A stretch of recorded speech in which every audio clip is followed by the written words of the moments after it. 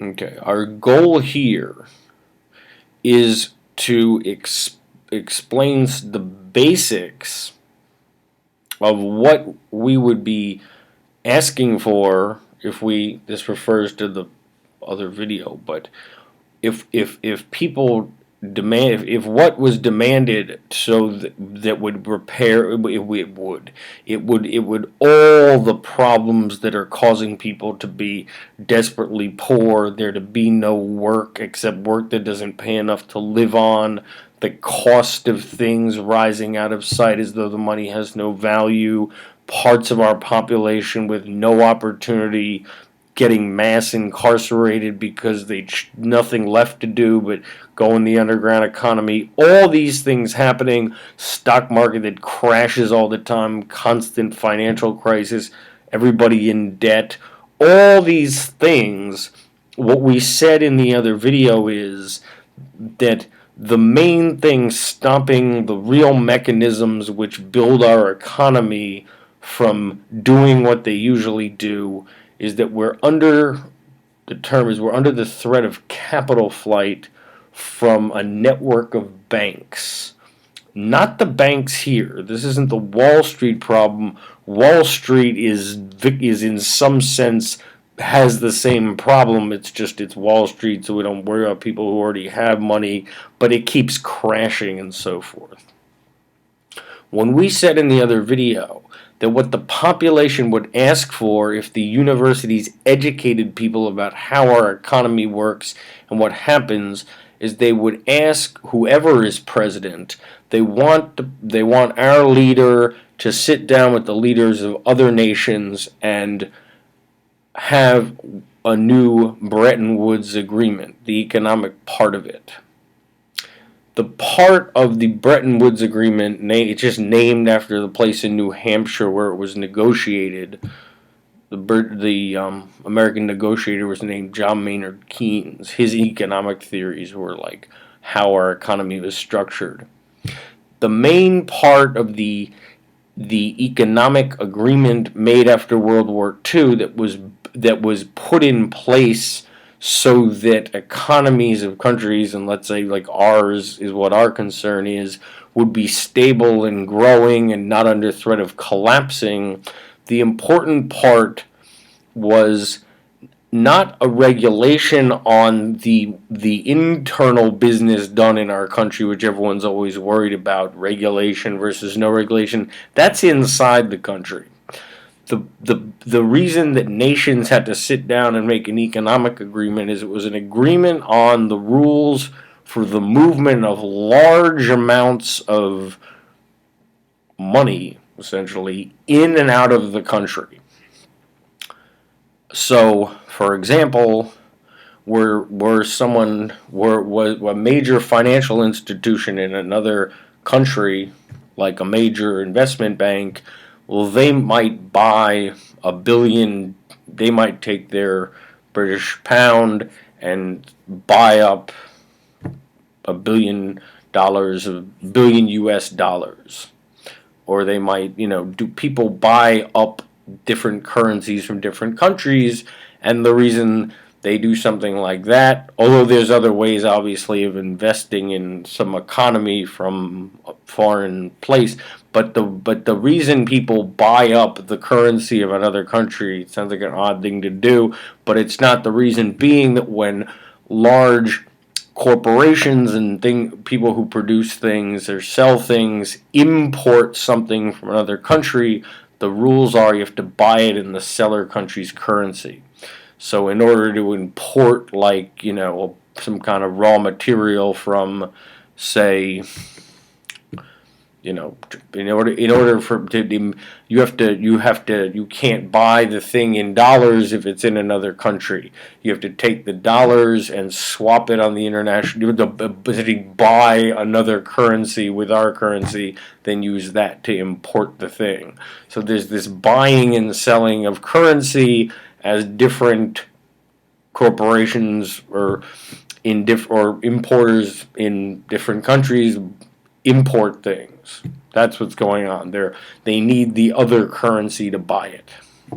That's why there's a market for currency all the time.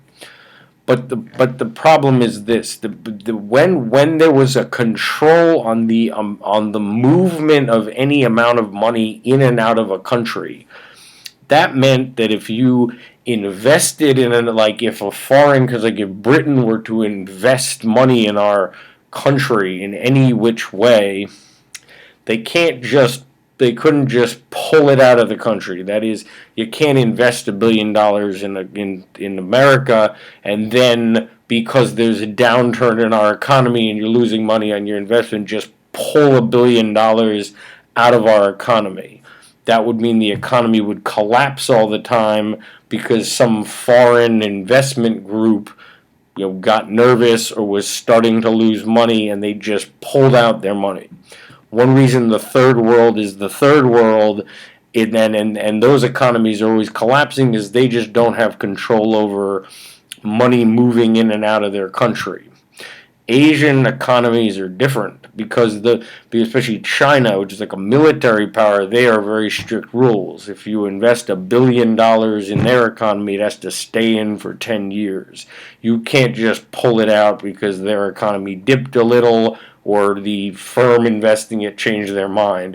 You can't do that. It would the economy of such a would keep collapsing. When the portion of that Bretton Woods agreement made after World War II was dismantled in 1971, that is a total removal on the restrictions on moving money in and out of our country.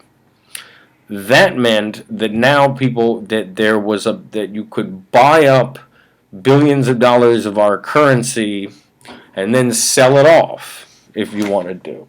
Not explaining it right? I try. We're trying. What's the difference? Trying to educate you about what the actual problem is. This isn't looking good from a color point of view over here. Is it? No, we're doing a bad job. Doing a very bad job with this. Can't seem to get it right. When the LaRouche movement calls for a new Bretton Woods system, people don't know what that is, so what's the difference? Look up the LaRouche movement. It's a great political movement, except for one thing. They don't explain to anyone what they're talking about.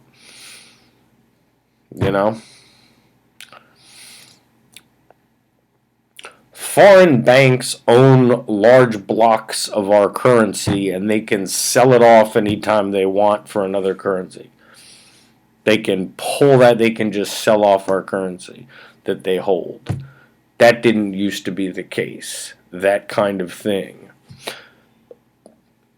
Large banks and one particular network that's called the Inter Alpha Banking Network, just a group of European banks, but they've been in this currency trading racket for a long time, and because there was a removal of controls on movement of money in and out of our country, at any given time they can start selling off billions of dollars of our currency.